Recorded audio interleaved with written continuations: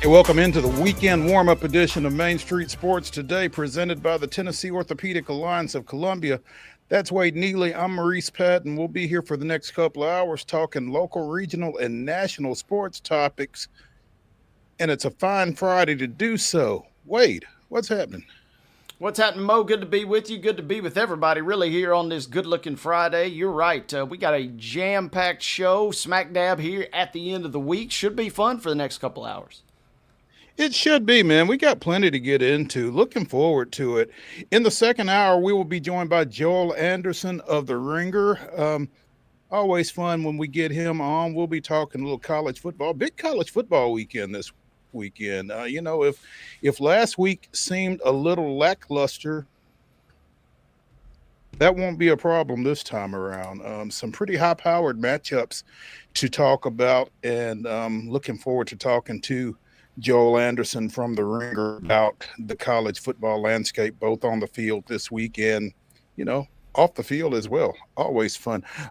In the next segment, we will be joined by Nashville Cats president and partner Jeff Fisher. The Cats making some news yesterday evening as they announced that they will play their home games in 2026 at F&M Bank Arena up in Clarksville after having played most of the past two seasons at Municipal Auditorium in Nashville, thus the Nashville Cats. So looking forward to talking to Jeff about what brought that about. I think we got a pretty good idea, but still getting it from the source would be a good thing, and just checking in with him on the state of the Cats as they get ready for their third year of AF1 football competition. So looking forward to that as well. We'll also be talking a little NBA, a little NFL, again, some college football, some Major League Baseball to get into as we head into the final weekend of the regular season, the final weekend of the season for a few teams.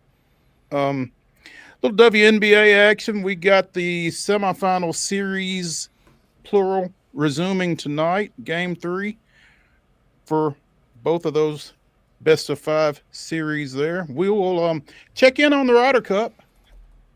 Things haven't been going so well for the locals here early on, but we will get caught up on that as well. Got a little soccer to get to, a little NASCAR as well. So plenty to go around. And Wade and I will be closing the show in our final segment with the Wonder Slate as we give you our 10 weekend winners. So, again, big show. A lot to get into.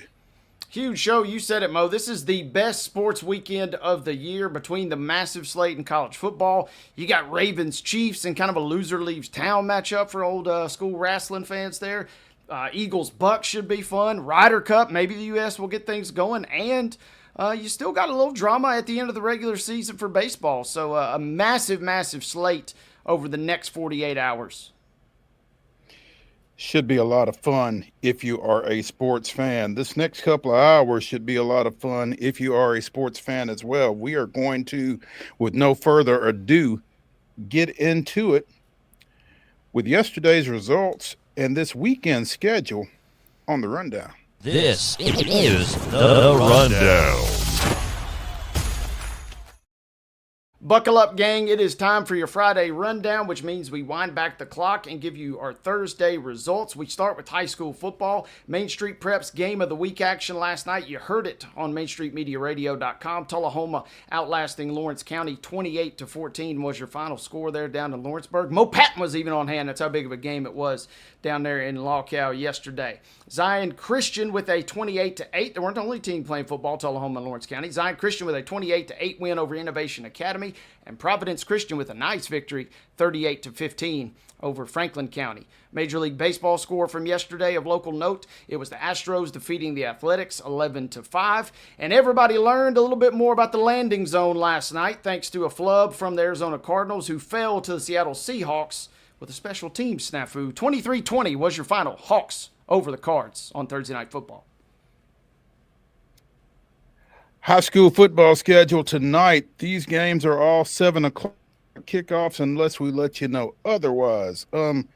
Big area rivalry as we talked to Arcente Broom from Antioch earlier this week. Cane Ridge goes across Old Hickory Boulevard, taking on the Bears of Antioch tonight. Marshall County is at Battle Creek. Big Region 5-4A matchup there. Oakland is at Blackman. Ensworth goes to Brentwood Academy. Centennial is hosting Page. Camden Central comes to Cheatham County. Lipscomb Academy goes to Missouri, taking on Christian Brothers of Missouri, not Christian Brothers of Memphis. That is a 7 o'clock start. Kenwood is at Clarksville Northwest. Green Hill goes to Cookeville. Mount Juliet Christian is at Donaldson Christian. Loretto travels to Decatur County Riverside. East Nashville is at East Hickman. Hickman County is at East Robertson. Friendship Christian goes to Ezell Harding. Franklin Christian is hosting Nashville Christian. Battleground Academy goes to Franklin Road Academy. Lincoln County is at the Brickyard, taking on host Giles County at 7. White House is at Glencliff. Columbia Academy goes to Good Pasture. Davidson Academy travels to Grace Christian of Franklin. Harpeth is hosting Stewart County. Brentwood taking the long trip up to Paris, taking on Henry County. Cornersville is at Houston County. Beach goes to Hunters Lane. Franklin is at Independence. Christian Community goes to Joe Burns. And Overton hosts Wilson Central. Other games on the slate for tonight. High school football action continues when Dixon County travels to Kirkwood. It'll be Stewart's Creek visiting Laverne tonight. Hillsboro's on the road at Lebanon. Summertown will make the trip over to Hohenwald to take on Lewis County. It'll be Greenbrier at Liberty Creek. Baylor traveling to MBA. Maplewood will host White House Heritage this evening. Clarksville Academy is on the road at Montgomery Central. Clarksville Northeast, a little bit further trip, taking on Mount Juliet tonight at 7 p.m. Other 7 o'clock kickoff. Scotts Hill at Mount Pleasant. Lawson traveling to Nolansville. Father Ryan will be at Pope John Paul II. Look for Hendersonville at Portland this evening. Middle Tennessee Christian is on the road at Providence Academy. CPA traveling to Ravenwood. Eagleville is on the road tonight at Richland. Columbia traveling to Riverdale. Siegel visiting Rockvale tonight. McGavock will be at Rossview. Coffee County at Smyrna. Creekwood is on the road at Spring Hill. Pearl Cone will take a trip over to Springfield tonight. Gallatin is visiting Station Camp. Shelbyville at Summit. Fairview will be at Sycamore tonight. Community traveling to Watertown. And our final 2 contests tonight, Clarksville will be at West Creek and Westmoreland will be at Whites Creek. In volleyball action this evening, it's a 4:30 start for Summertown at Columbia Academy. At 6, Murfreesboro Central goes to Cannon County, and also at 6, Battle Creek is at Columbia Central. On the pitch tonight, 6 o'clock first touches for Martin Luther King at Hume Fogg and for Lead Academy at McGavock. Major League Baseball action of interest here. Pittsburgh is at Atlanta. That's a 6:15 first pitch. You can see it on FanDuel Sports. And at 8:38, not a minute later, it'll be the Houston Astros at the Los Angeles Angels. WNBA semifinal action. Las Vegas is at Indiana. That's a 6:30 start. Minnesota is at Phoenix. That's an 8:30 start. Both games will be seen on ESPN2. And in golf, the Ryder Cup is underway. You can see it on NBC and on NBC Sports. Other action as we roll into the weekend. Got one little old volleyball game on Saturday, high school action, as Hendersonville will travel to Tennessee. That game gets underway at 11 a.m. One single girls soccer matchup at 6:30 tomorrow night. Cookeville's on the road at Franklin. Let's go college football. We got a slew of games locally to update you guys on for tomorrow. Beginning at 11:45 on the SEC Network, Utah State will be at Vanderbilt. At 1 p.m. on ESPN+, the Utah Tech Trailblazers, my squad, Mo, will be in town taking on Austin Peay. Best of luck to them because Austin Peay is a wagon this year. 1 p.m. on ESPN+. At 3:15 on the SEC Network, it'll be Tennessee at Mississippi State. At 3:30, Tennessee Tech traveling to Nissan Stadium to meet the TSU Tigers. That game will also be shown on ESPN+. Finally, on ESPN+, at 5 o'clock, MTSU travels to Kennesaw State. MLS action, Nashville SC is back in action tomorrow at 7:30. They will meet the Houston Dynamo in a game that can be seen on Apple TV. MLB action beginning tomorrow night at 6:15 on FanDuel Sports South, the Pirates and the Braves. And at 8:38, it'll be the Astros at the Angels. Sunday action, 2:05. Houston is at the Angels. I'm sorry, 2:07. Excuse me. And at 2:15, the Pirates and Braves will finish up the regular season. You can see that one on FanDuel Sports as well. NFL action, Tennessee goes to Houston. That is a 12 noon kickoff. You can see it on CBS. Ladies and gentlemen, that concludes your rundown.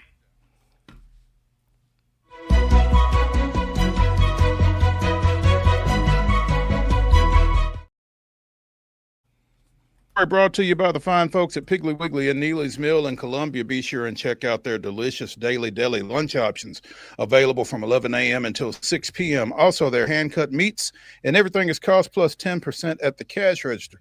Piggly Wiggly, Neely's Mill, Columbia, bringing you our top story.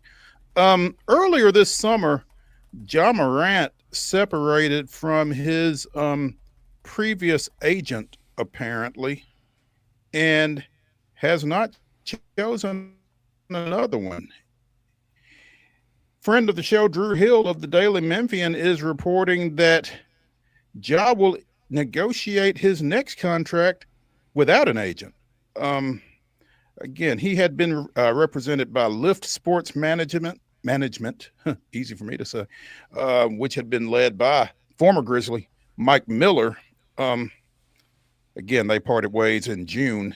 And Ja is now becoming the first client of ILOC, quote, a new athlete-focused strategic advisory firm that will support Morant through the negotiation process.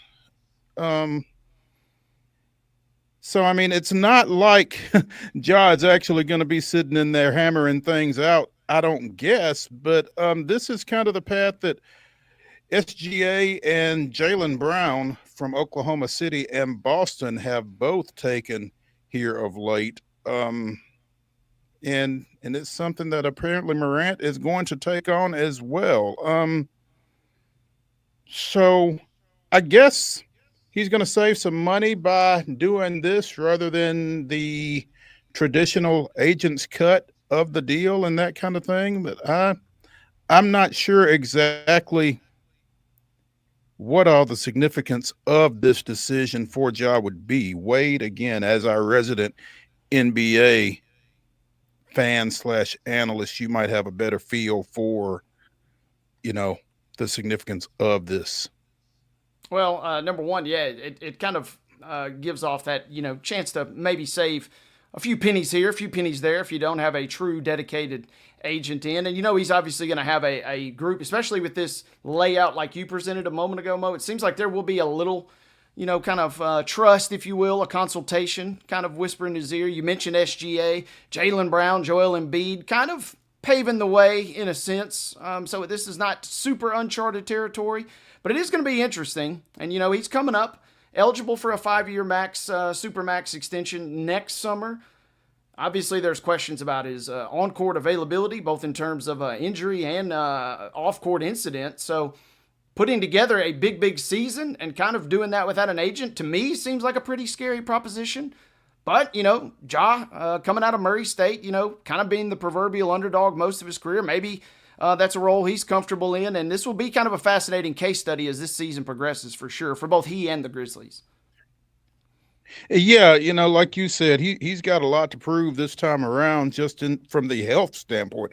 I really, and maybe I'm being a little optimistic here.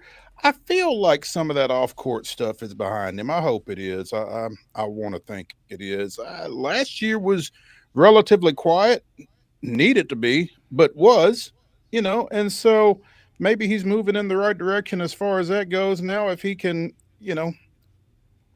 I don't know how, if you're Ja Morant, you figure out how to stay healthy because he plays so hard and he's not a big guy. So bumps and bruises are a little bit different for him, and the high flying game that he plays. And, he told us there for a while he was going to stop dunking, and that lasted for about that long. But, sometimes just the way you play kind of leads to some of the inavailability that he has experienced over the course of his NBA career. For sure. And it's going to be fascinating, right? At his peak, which was his rookie season, he wins Rookie of the Year honors. He played in 67 out of those 82 regular season games. He's not reached that number even close ever since, playing 63 his second year. Played 50 last year, but Memphis is in a very odd situation. They got offered so much for the Desmond Bane deal that they kind of had to take it just because they're getting so many assets in return. but it kind of flipped their roster, and they're kind of almost in no man's land. And that's not a great place to be in a loaded Western Conference. So without Ja, if he's not available, now to me it seems like he's going to have to really put that test in terms of being available for as many games as possible to fruition here. And if he can do that, Memphis still is going to be, to be heard from in some capacity in the West. But if he kind of falls below 60, falls below 50 games even, then we're certainly, talking about a Memphis team that probably is going to be in a lot of trouble next year. Yeah, I mean, he is certainly the straw that stirs their drink, and as they say so often in professional sports, the best ability is availability, and he's, it feels like that's more the case for him and Memphis than maybe it is for a lot of folks, just because, so much of what they do kind of circles around him. So it's going to be interesting, and if he can't be on the floor, then why are you paying him? So he kind of loses a negotiations chip, I would think, whether he has an agent or not, if he can't prove himself to be a guy that can go to the post, fairly often for this team. So it's going to be something to keep an eye on as the season progresses. But yeah, he is heading into his next negotiations with an advisory group rather than with an agent. So, and I'll be curious to see how long that lasts too.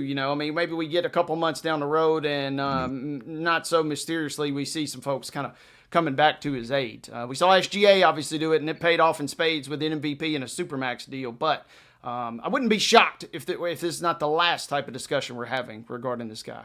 Yeah, and not everybody is SGA either. So everything really kind of fell into place for him this year. So that really helped that workout, I would think. So again, we'll be keeping an eye on it. Let's take a break here on the weekend warm-up edition of Main Street Sports Today, presented by the Tennessee Orthopedic Alliance of Columbia. When we come back, we will be talking some Nashville Cats with team president and partner Jeff Fisher. Stick around.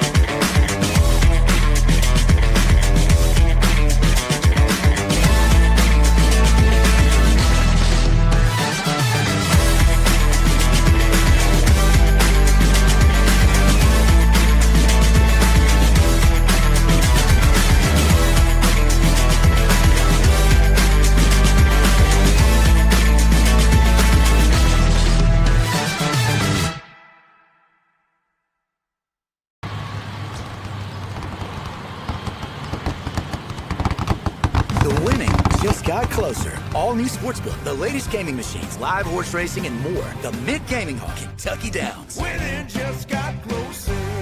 Deep in a forest at Nashville Zoo, new creatures here for you to view. Phantoms graced in black and white swing high in trees of dappled light. In rocky crags, tall and steep, small antelopes with nimble feet. A wise old man with beard of white, a sentry perched on stony height. Amidst it all, a hunter lies, with coat of gold and steely eyes. A new adventure just for you. Leopard Forest at Nashville Zoo. Open now. Busy bee, yeah, busy bee. If you need... Hold on, y'all, hold on. I need to make a call. Hey, this is Brianna with Busy Bee. I'm giving you a call to let you know your technician is on his way. 833. Oh, busy bee. Guys, not yet. Not yet. Busy bee, oh, Now I'm ready, guys. Call 775-7833. Custom Stone Handlers supplies over 600 distributors and suppliers with quality stone products. Along with Riverstone, we produce and distribute over 100 building, landscape, and other bulk products. Our goal is to provide quality products, service, and partnerships to ensure our customers' success. We firmly believe the measure of any person or company is how you treat other people and customers. Give them a call at 931-490-4990 or visit CustomStoneHandlers.com.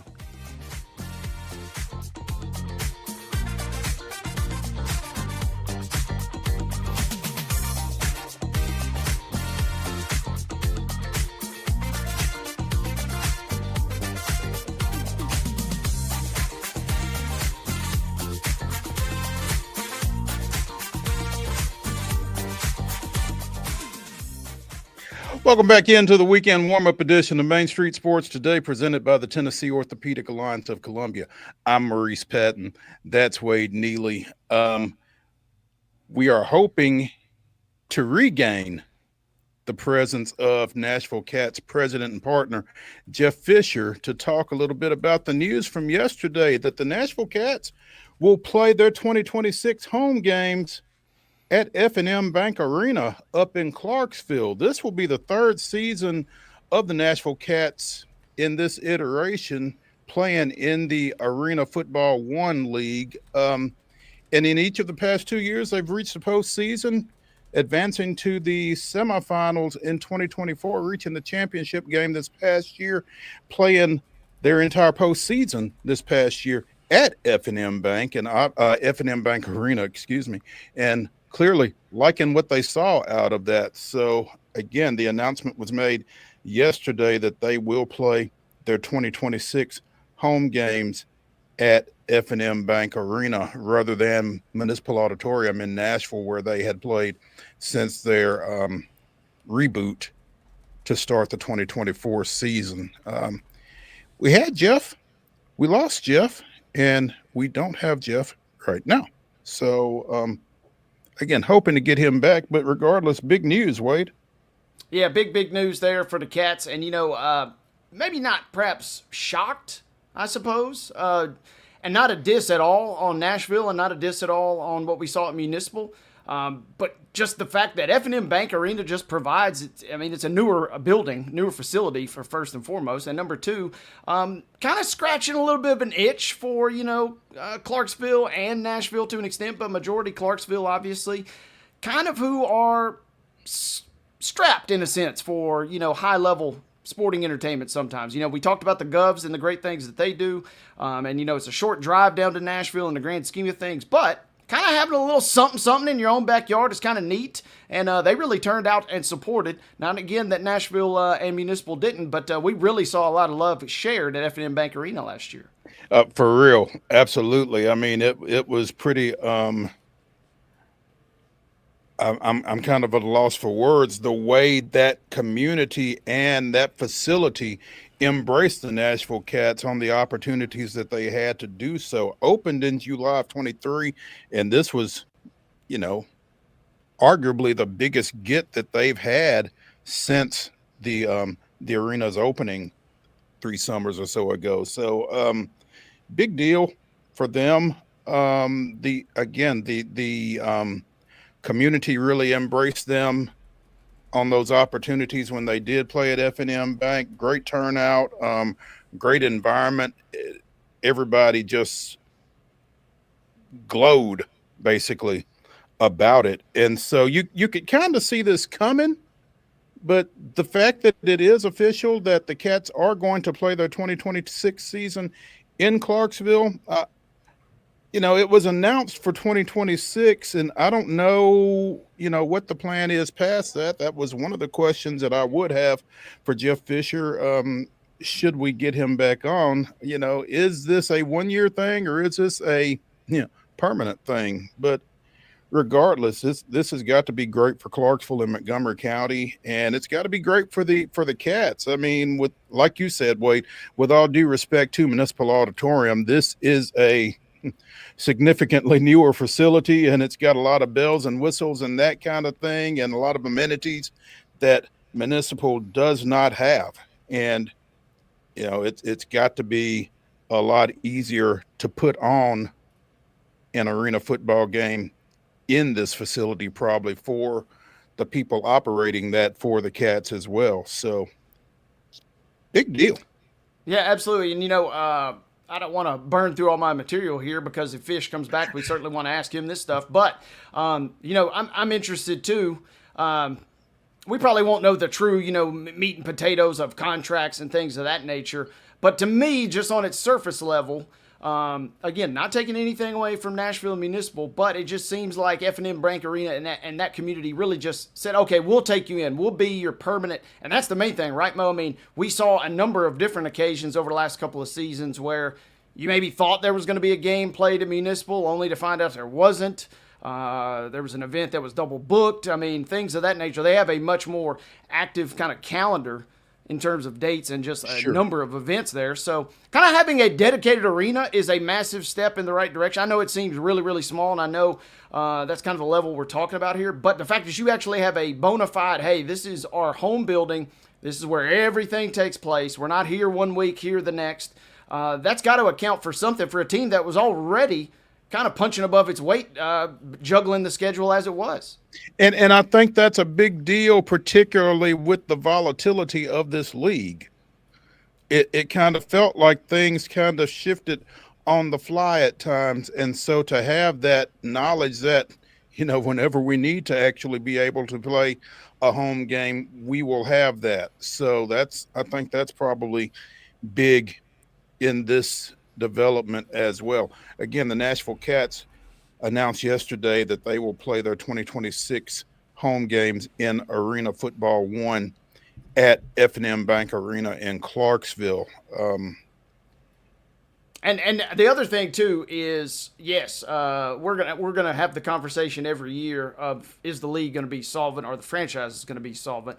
This kind of move signifies, hey, we're about as rock solid as it gets, and you got a great ownership group with Jeff Fisher among some others. John Gruden signed on last year. I mean, those are just kind of your celebrity names in a sense, right? I mean, you're not even talking about the real big dogs in terms of financial pockets beneath the scenes, but I said all that about Nashville, and, I was speaking in glowing terms. If you read between the lines a little bit, there were a couple shots kind of thrown a little bit in some of the press material that came out of this when it says, quote, "It has become clear that Clarksville represents a bold contrast to Nashville, one that is ready to embrace professional arena football in its own way."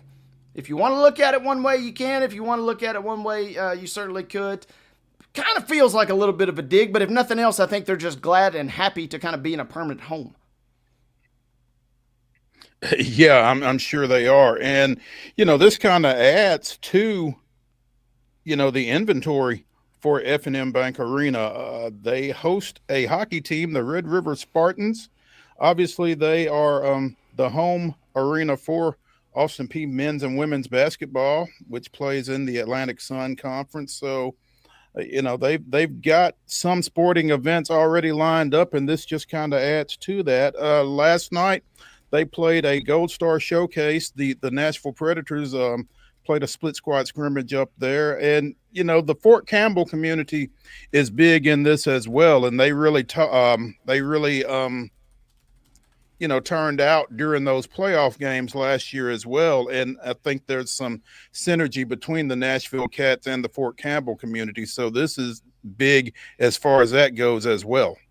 Yeah, and that's kind of the point that I was making a moment ago in a sense. It's kind of like Auburn and Alabama football in a sense, right? I mean, when there's not a professional team really kind of around, and I know the Cats obviously are a professional team, but when there's not a true bona fide, NHL, NBA, Major Four sports franchise around, the quote-unquote minor leagues become the big leagues. And, Auburn and Alabama, that is basically NFL on steroids down there in terms of their fan appreciation and engagement. And that's kind of on a similar scale, feels like what's happening with Clarksville. And to your point, great point, with Fort Campbell. Folks always kind of looking for some entertainment. Folks coming from all walks of life and all different communities across the country, kind of melting right there in Fort Campbell, and kind of have embraced what they got with the Cats here. For sure. And, if you've not been to an arena football game, you should go. It's been a while since I have been, but the first iteration of the Cats, when they were playing at Municipal, and it was electric. I mean, I knew a lot of folks that had season tickets and that kind of thing. It's a great game. I mean, it's obviously a condensed area and that kind of everything that goes with that. But it's a lot of fun. And you can't go wrong with Johnny's Big Burger up in Clarksville either. So where you spend some time in Clarksville, I imagine you've been to Johnny's once or twice. Been to Johnny's, like I said, second time this week. We mentioned the great James Horn. He's bought me many of burgers at Johnny's, and Clarksville shows up. Clarksville's an interesting town, right? Because of that Fort Campbell presence and because of the community there from Austin Peay. Kind of an odd hodgepodge melting pot. A lot of folks working in Nashville and commuting, but a lot of folks still love their team. But at a minimum, they come out and support kind of what they feel is theirs. And this move kind of really further solidifies that. And, we've had several guests in the last calendar year from the Cats organization, both administratively and roster-wise, that have spoke so glowingly about the bells and whistles, for a facility that has only been up and running a couple of years. This, without looking at the full arena roster, I can't imagine there are much better digs than what they've got. So maybe tying that to free agency, maybe tying that to ticket sales, but it all goes back to my original kind of point of, if this league is going to remain solvent, it feels like in many regards they are just hanging on a thread every year, but they're also hanging on Nashville being a rock-solid franchise. And to me, they have proven that they're the most rock-solid franchise in that whole sport at the moment. Yeah, it seems so. You heard, even Albany that won the league last year, you heard issues with making payroll and different things like that. In a lot of instances, it has kind of seemed to be pretty fly by night, but you didn't really hear that a whole lot about the Nashville Cats. And, that's a tribute to their, team ownership, team leadership, that kind of thing. And again, this is another step in that direction, solidifying where they're going to play their home games and playing their games in a appealing facility such as F&M Bank Arena. So again, big move for the Cats here, nailing down Clarksville and F&M Bank Arena for their 2026 home games, the home portion of their Arena Football 1 season next spring. Let's shift gears. Wade, you mentioned Thursday night football. I didn't get to see it, but walk me through what happened in that Seattle 23-20 win over Arizona. Well, the good news is, Mo, I was, along with our trusty producer, Mark Rogers, I was helping produce our Main Street broadcast last night. Big shout out to our crew, AJ Good and Ben Luna down there in Lawrence County for simulcasting our game last night. So I was in the green room, if you will, kind of producing that, but I had the game up on the second TV, and they did it again, Mo. Two things. Number one, the NFL feeds you a few of these really impressive matchups at the start of the season on Thursday night, and then you kind of get used to it. And then they pull the rug from you, and then the same script happens. You're watching this game, and it's 10-3 at halftime, and you're thinking, why in the world am I watching this football game? Barely even could be considered a game. But then the NFL does what the NFL does. Just when you think the Cardinals are done, dead, and dusted, they come roaring back, tie the game up late. Looks like we're headed to overtime. I mentioned it in the rundown. A little bit of issue with the landing zone. All you got to do is get the ball to the 20. Otherwise, you're going to have that penalty. Kicker for the Cardinals did not get the ball to the 20. So as a result, Seattle gets the ball at the 40. And we know how well kickers are kicking with those brand new footballs this year. They march right into field goal range, and Myers wins it with essentially a walk-off. It was an ugly game at times. We saw Kyler Murray do Kyler Murray things. Had a nice rush of about 29 yards, maybe 30 yards midway in the game, and you're just thinking, okay, here come the Cardinals, but they just couldn't finish. Mike McDonald's got the defense for Seattle playing so well, they really had Arizona kind of bottled up for a big chunk of this game. Marvin Harrison was on a milk carton for a long, long stretch, had a ugly drop that led directly to an interception, a wild play in the first half, and you're thinking, where in the world is this going with this can't-miss prospect? And then, boom, he makes a massive touchdown catch in the second half, and then he makes a massive catch on the sidelines to help them eventually tie it up. Ugly game, but we couldn't kind of pry our eyes away from it, which is kind of what happens on Thursday night in the NFL. Yeah, kind of that train wreck that you can't tear your eyes away from. Yeah, so, okay. All right. Next week, however, it'll be ugly, but next week we do get 49ers Rams, which should be pretty fascinating. Again, another NFC West battle. Yeah, David and I talked about it yesterday, how competitive the NFC West is to this point. San Francisco sitting there as one of the final 6 undefeateds, but each of the other 3 teams coming into last night at 2-1. And so Seattle with that win last night, improving to 3-1, obviously. But yeah, it feels like it's going to kind of be that way all year in that division. It's going to be that way all year. And the 49ers, they're dinged up. We saw Mac Jones, come off the bench and, somehow, some way the 49ers have won, and the Rams would be undefeated if not for that thick six we were talking about with the blocked field goal against the Eagles, most likely. So that'll be a fun showdown next week. But yes, that division is always, always competitive. It's going to be another fun weekend. I'm looking forward to catching, speaking of the Eagles, they got a big showdown versus the Bucs at high noon coming up on Sunday down in Tampa in the heat. The Eagles are a small favorite in that game, but it should be a fantastic one. And then, I can't believe I'm saying this, Mo, but the 3-0 Colts, they have their own date with the Rams. So the Colts and Rams, a game that might have been a throwaway 3 weeks ago, all of a sudden you can't turn your eyes off of it. In addition, well, what kind of bizarro world are we living in, right? Because then at the same time, the 1-2 Ravens are playing the 1-2 Chiefs. And I said it earlier, it's not quite a loser leaves town match, but it certainly feels like one. It's pretty close, I would think, because, I mean, at 1-3, whichever of those teams gets there, particularly if it's Kansas City, I guess, with Denver playing the way they're playing right now, with the Chargers, it's kind of an uphill climb. I think it would be easier for Baltimore to get back into contention in the North from 1-3 than it would be for the Chiefs, but that's not a good place for either of those teams, I don't think. Don't think so, and you're right. Still, the AFC is a cliff face, and you have 4 or 5 maybe good teams at the top, and then after that it really falls off a cliff. So no matter who loses this game, you still have a little glimmer of hope and a little glimmer of light. Those teams are too talented and too well coached at their core not to probably make a run for at least a wild card berth. But yes, it does feel like the loser of this game, maybe the Ravens. Just because the Bengals and Steelers, even though they're 2-1, don't necessarily look like world beaters at the moment, maybe the Ravens could claw back in the division. But yeah, with the Chargers undefeated, with the Broncos playing not particularly great, but kind of still having those preseason expectations, it feels like a much taller climb for the Chiefs to maybe win that division if they drop this one. It does. Obviously, there's a 12 noon ball game out in Houston involving a certain local National Football League team as well, trying to avoid further frustration, among other things. Titans going to Houston, trying not to lose their 10th straight ball game. Yeah, it's going to be a tough task. Yeah, and this team lost 10 straight under Ken Wisenhunt en route to his 3-20 dubious finish at the top of this franchise. They lost 8 straight under Mike Vrabel over the 22 and 23 seasons, but lost 6 straight to close last year. They've lost their first 3 this time. 10 in a row staring them in the face, and that's not great.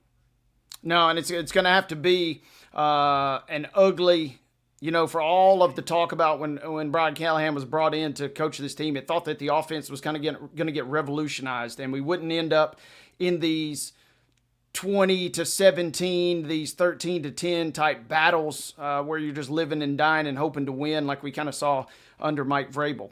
You thought the offense would be a little more free-flowing. That has not been the case in any shape, form, or fashion. It feels like the Titans will have to kind of go throwback if they want to win this game. Vegas has it at around 7.5 points in favor of Houston, so the Titans are going to have to dig deep, and they're going to have to do it again without J.C. Latham. We obviously have mentioned the fact that Devontae Sweat is now on the IR for the next couple of weeks. They also, just for good measure, added Khalil Mullings, one of your backup running backs, to the IR, the rookie out of Michigan. So Titans are not healthy. The Texans are a little banged up. Derek Stingley might not play. He didn't practice Wednesday or Thursday. Haven't had a designation for today. Nico Collins looks like he will go in this contest, though. But the considerably less banged up are the Texans. The only good news, Mo, for that is the Titans. Man, if Sweat was in this game, I would feel a lot more confident because the Texans have an absolute turnstile of an offensive line at the moment, which is saying something when you're talking about a team playing the Tennessee Titans. But I digress. The fact is, I don't feel quite as confident, and this is going to be a yucky, kind of ugly game. We even saw Cam Ward, a limited participant, earlier this week, but he will be good to go. If the Titans are going to win, it certainly feels like it'll be a throwback 14-10, kind of just grind it out and hang on for dear life type victory. So you're saying take Tennessee at 7.5? I'm not saying that. I can't in good faith tell anybody to do that. The Titans, I forget the exact number, but the Titans had, I'll pull this up by the end of this, but they had the worst record in the history of the NFL last year. They went 2-15 against the spread last year in 2024. Is the worst in NFL history since they've been keeping track of such statistics. Hadn't done very well this year, so I can't in good faith tell people what to do with their money this week. But 7 points, hey, at least you're free rolling for a push. If the Titans lose by 6.5, you cover, obviously. If they lose by 7, maybe you get your money back. But no, I cannot give that out in good faith. It'll be an ugly game, I think. And if the Titans lose, the question will obviously be, how ugly does it get coming back? I'm looking at an over-under number, Wade, of 39.5. Points at a premium. Yeah, so might want to pound that if nothing else. But yeah, the Titans and Houston hooking up in Houston at 12 noon. All of this, though, is a prelude to the 7:20 game Sunday night on NBC. The 1-2 Cowboys hosting the 2-1 Green Bay Packers with edge rusher Micah Parsons. Wild, the NFL scriptwriters couldn't have obviously dreamed up a better situation. You got Parsons coming back. This is wild for a number of reasons, but even crazier, he had bought a suite for his family, before the season. He doesn't need the suite for his family in Dallas anymore, but they won't give him a refund. So now he gets to have his entire family come and cheer against the Cowboys. It's going to be interesting. It's certainly going to be a kind of a circus that you can't peel your eyes away from. In theory, the Packers should roll in this game, especially because Dallas's secondary has been so porous. But the Packers didn't exactly look great. I know the Browns got an elite defense, but the Packers didn't exactly look great in their loss Sunday. So it'll be an ugly one as well. But yeah, we'll be tuned in come Sunday night as Parsons and co. make their return to Big D. Are the Cowboys going out of their way to antagonize Parsons in the aftermath of this move? Because apparently Jerry Jones made a statement earlier this week on one of the local radio stations out there regarding Parsons. While he does make great plays, there is also a way to approach playing against Micah. As we know, we didn't exactly win the Super Bowl those years. Yeah, and be good to ask Joel about that when he comes in the second hour right there in the Lone Star State. But yeah, going out of his way, and they're not going to do a tribute video, which I kind of agree with. I mean, the guy was on your team like 3 weeks ago. He hadn't even got time to get your tears all the way out of your system yet if you're Dallas, I feel like. So it feels like he's stirring the pot, but that's what Jerry is. He's half NFL owner, half wrestling promoter, essentially. And the fact is, we're sitting here at 2:44 on a Friday talking about the Dallas Cowboys, a team that we really, realistically have no business talking about, but we find ourselves doing it. For a 1-2 franchise, they continue to thrust themselves somehow, some way into the national conversation. Yeah, and not for their play. Yeah, so. I mean, hey, if we're not going to win, at least we want them to talk about us. And to that extent, you kind of got to tip your cap to Jerry. Negative publicity is better than none, I guess, maybe. In that sense, I think you're onto something. That game in particular, scrolling through here, Cowboys, yeah, I mentioned Packers are favored by 7, but they haven't looked exactly great. I know it was just one game, and like I mentioned, the Browns defense is one of the top 5 defenses in the league, but the Packers, first couple of weeks, you're thinking, oh man, they're rolling. They look like they might even go undefeated, and then poof. Really stunk up the place at Detroit. I would not be shocked if Dallas is gamey for this. There certainly will be obviously a flood of emotion on both sidelines. And Sunday night, both sides. Yeah, get ready. Turn the volume up. Collinsworth will be oohing and ahhing over every single play, so it should be fun. And if Dallas somehow rallies the troops and wins that game, now all of a sudden, if you're the Packers, you're in kind of a world of hurt because the Lions seemingly have, after that week 1 dud against the Packers, they have seemingly found every ounce of mojo and then some that they had from a year ago. And don't forget about the Bears all of a sudden either. So, yeah, could get interesting in the NFC North depending on how this one goes on Sunday night. Well, hey, let's preface that. The Bears, they won a game, but they beat the Cowboys. So let's just put that back in full circle there. And, the Vikings the Vikings have looked tremendously improved from 2 weeks ago on that real clunker on Monday Night Football versus the Falcons. If the Vikings scrap their way to a win over in Dublin this weekend, they'll be sitting there at 3-1. Could be Lions, could be Vikings tied to top the NFC North, kind of like we saw at the end of last season pretty much. There we go. Let's take a break here as we continue the weekend warm-up edition of Main Street Sports Today, presented by the Tennessee Orthopedic Alliance of Columbia. When we come back, we'll talk a little baseball. Stick around.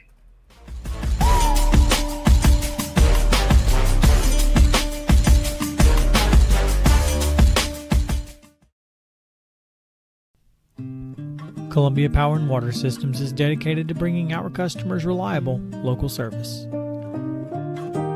Whether you're turning on a light switch, your faucet, or streaming on TV, our dedicated team members from here in Murray County work every day to keep you on. If you need us, call us 931-388-4833 or visit cpws.com. CPWS, local service, local support.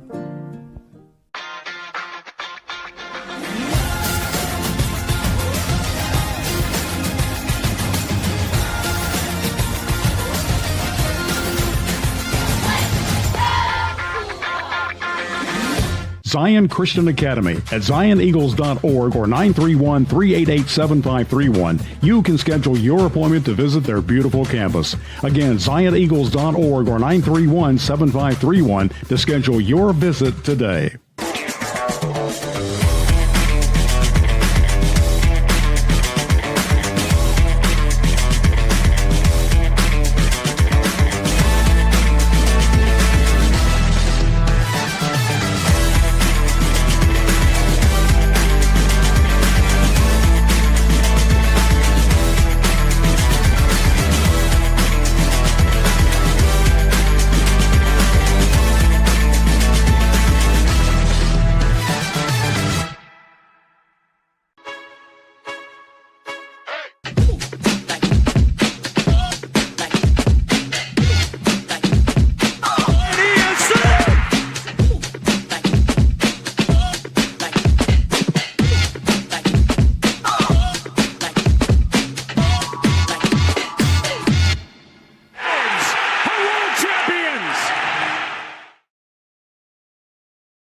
September 26, 1997, Rafael Belliard's two-run home run in the top of the seventh pulled Atlanta into a 6-6 tie with the Mets and eventually forced extra innings before the Braves scored on an 11th inning RBI base hit by Danny Bautista, and Kerry Lightenberg retired the host in order to preserve a 7-6 victory at Shea Stadium.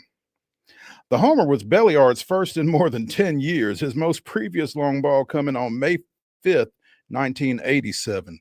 That was this day in Braves history. The light-hitting Rafael Belliard, the hero for the Braves on this day. What's that? That's 28 years ago. So, Braves open their final regular season series tonight when Pittsburgh comes to town.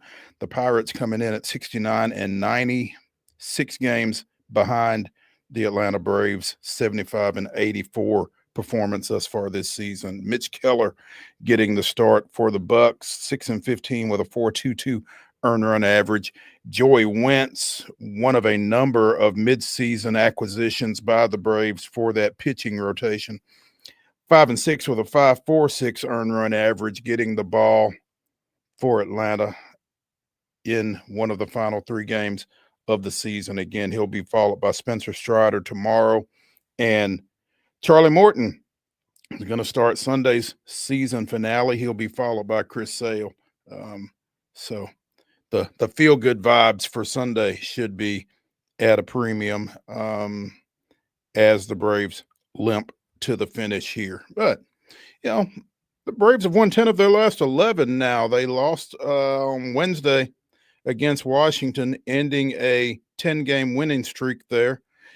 They still got a shot to finish third in the National League East. They are 2 games behind Miami. The Marlins are 77 and 82, and they finish up at home against New York. The Mets trying to secure a postseason berth as well. So not really fond of needing help from the Mets to accomplish something, but if the Braves can some kind of way maybe get 2 of 3 in the Mets sweep or something like that, maybe third place is in range for Atlanta here by the end of the weekend. So be keeping an eye on that. Meanwhile, popping back in here, so bring me up to speed on our MLB section. We were just talking about the Braves finishing up the season against Pittsburgh, but also Houston trying to finish up the season at the Angels, and they've got some work to do, the Astros do. If the season ended today, they would be out of the postseason. They are a game out of the third and final wild card spot out of the American League. Detroit and Cleveland playing for the AL Central Championship and for a wild card spot as well. Detroit goes to Boston tonight. Cleveland is hosting Texas, but again, Houston is a game back of those two teams for that third wild card spot because the Yankees and Boston are going to claim the top 2, or Toronto and Boston. Right now, actually, Toronto and the Yankees are tied atop the AL East. So there are some positions still to be decided in the American League, but you've got 3 teams that have clinched postseason berths. The Blue Jays, the Yankees, and the Mariners are already in. 3 still to go. Again, 5 of the 6 teams are set in the National League: Milwaukee, Philadelphia, and the Dodgers, as well as the Cubs and the Padres. So still plenty going on this weekend. A lot of excitement in Major League Baseball as things come to a close for the regular season. Yeah, it's going to be tough for Houston because I'm afraid they're going to be the team that's left out. Fangraphs dropping their odds to about 29%, 28.7 to be exact. And it was tough, Mo, because they finally got the win they needed yesterday, but then the Tigers decided to wake up. The Tigers had a leadoff home run. I don't think they've hit a home run in approximately 4 months. And then they club out 2 in the first inning. Needed them to lose yesterday. Instead, they helped their case with the win over Cleveland. So that kind of puts them 2 in jockeying position, not only for the Central, but obviously keeping Houston 1 game further at bay. It's going to be tough, but for a season that Houston has had its number of chances. They lost some games just recently, as a couple weeks ago, and were only floating by because Seattle wasn't able to cash in. All of a sudden, Seattle starts cashing in, and Houston never has really recovered. For a team that's, going to flirt with winning 90 games, they won't get there, but they'll flirt with 90. They're going to be on the outside looking in unless something crazy, it feels like, happens over the weekend. Yeah. Something crazy like the Mariners winning 17 of their last 18. I mean, Houston had its struggles, but if Seattle goes on a run like that, there's only so much you can do, really. Only so much you can do, and this is the interesting part because Seattle made all these aggressive moves. If you go back, toward that, around that trade deadline, Seattle was making moves a week or 2 weeks before the deadline, kind of getting out ahead of everybody. And you could sense, okay, they're loading up. And I said it on this show a couple different times. They don't care if they win the West or they just get in, but their intentions, they're making, it's like an old Wild Wild West show. They're making their intentions known.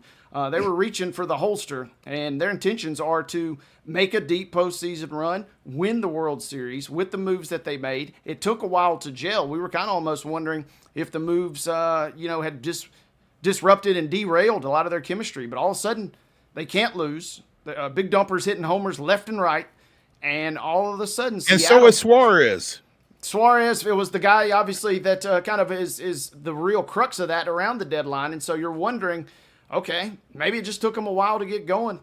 They show no signs of slowing down. And I was really kind of fascinated by that Guardians loss yesterday because they were absolutely rolling as well. Had kind of mastered the Tigers as of late, and then poof, in the blink of an eye, it's 2-0 in the top of the first, and Cleveland never recovered. So it'll be a fun weekend series. I wish, in a sense, that if Houston wasn't going to make it, that the Rangers were also in contention because that would make that Rangers-Guardians series even more compelling.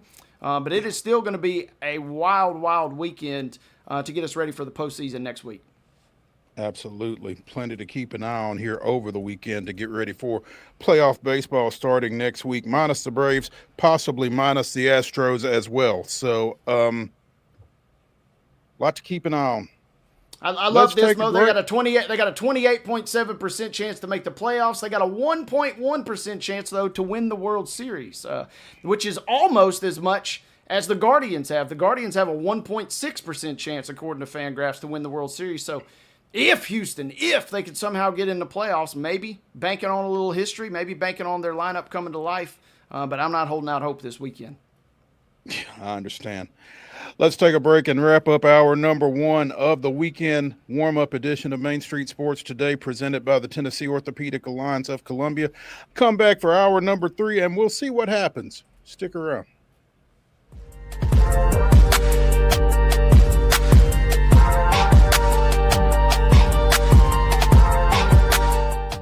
Jones & Lang Sporting Goods here in Columbia has been outfitting teams, officials, and anybody else from T-ball to college for 50-plus years. Be sure and check them out at 931-388-8060 or online at jonesandlang.com. Jones & Lang Sporting Goods, the look of a winner. Zion Christian Academy at zioneagles.org or 931-388-7531. You can schedule your appointment to visit their beautiful campus. Again, zioneagles.org or 931-7531 to schedule your visit today.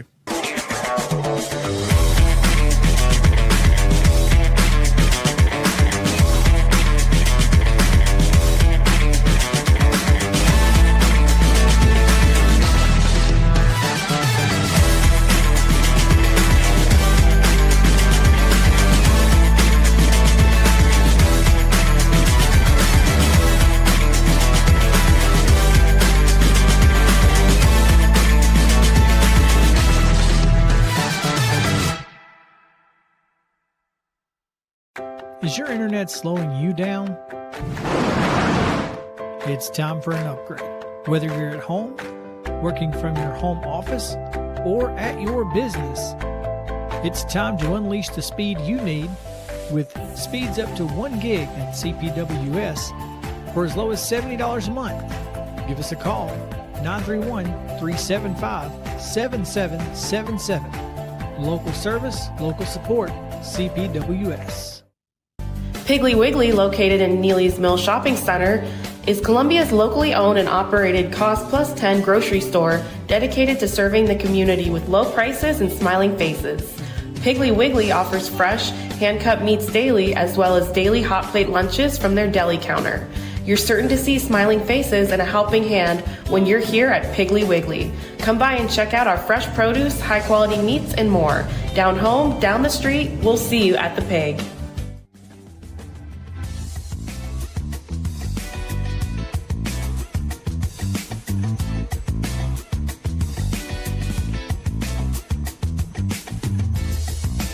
It's hour number 2 of the weekend warm-up here on Main Street Sports Today, presented by the Tennessee Orthopedic Alliance of Columbia. I'm Maurice Patton. That's Wade Neely.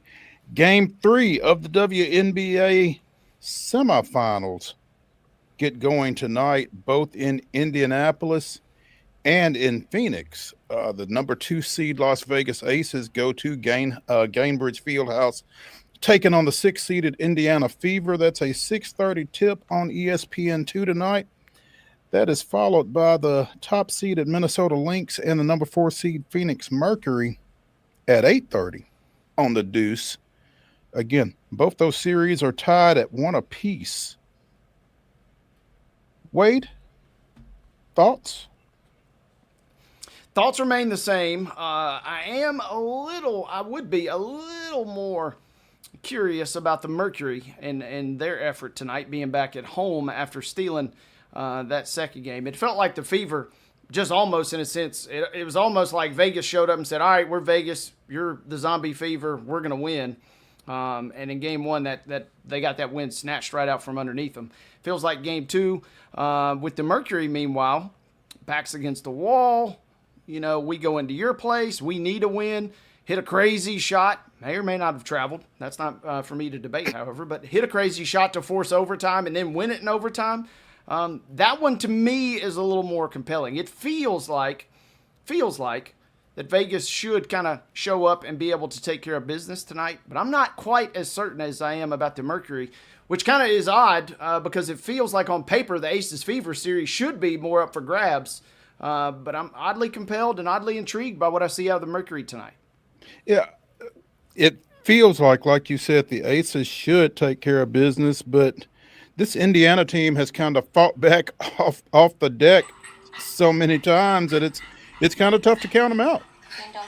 They really, really have kind of just risen from the depths, right? I mean, the fact is, you look down their bench and they have a starting five basically in street clothes. And, when you have Caitlin Clark, when you have Sophie Cunningham, when Colson is out there, I mean, they got numbers of players that these other franchises would kill for to have in their starting five, and they're just kind of sitting there. It's been a testament to what they've done, and they've rallied.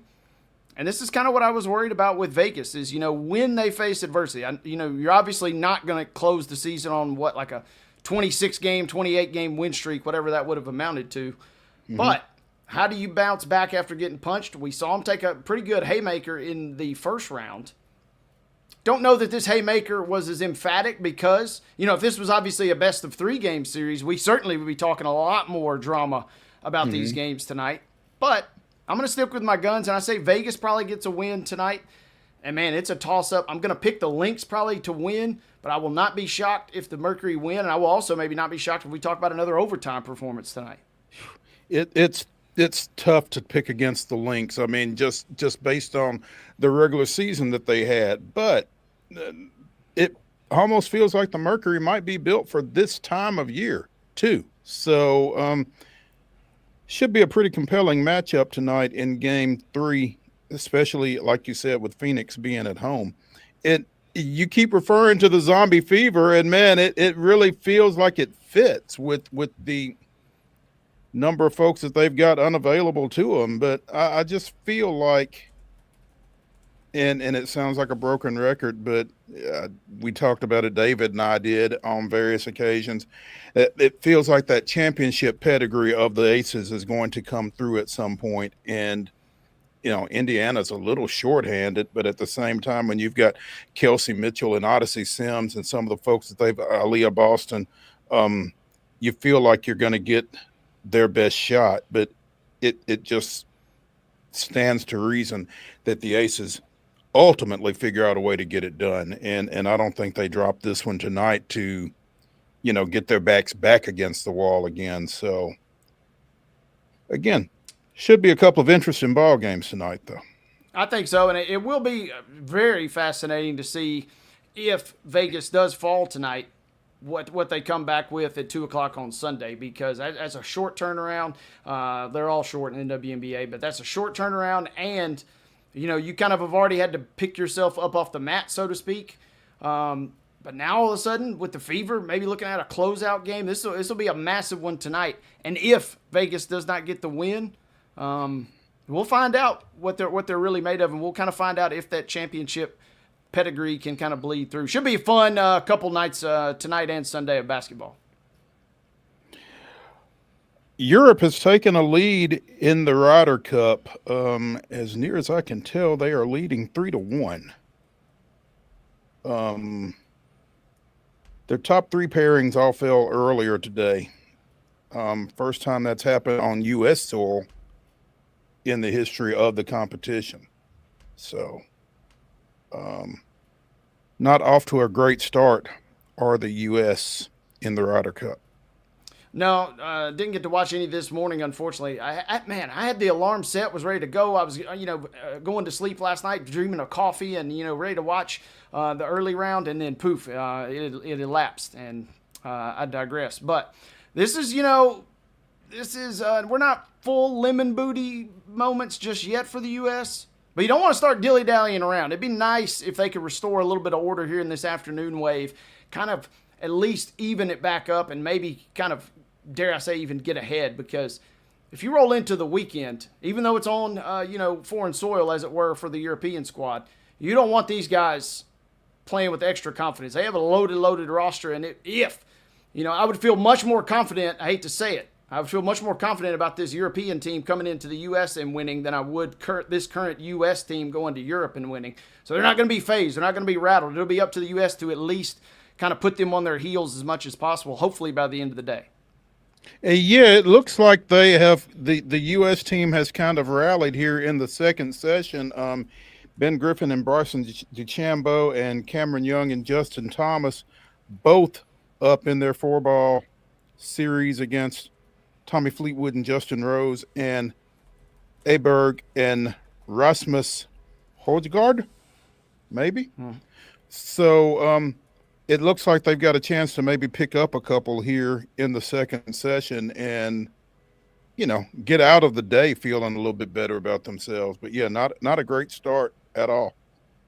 Not a great start. In Bethpage Black, that's the course that kind of eats its young. It doesn't matter if you're U.S. born or European born. They're going to really give you all you got. So hopefully take care of business. Like I said, if you roll in, I'd feel a hell of a lot more confident and a hell of a lot better if you can maybe put up some decent numbers this afternoon, because the longer this thing goes, if it rolls into Sunday and Europe is either 1 point back or within striking distance of winning, it would not be a pretty scene, I don't think, for the boys in red, white, and blue. So hopefully they can shore it up today and then come out and play with some confidence tomorrow.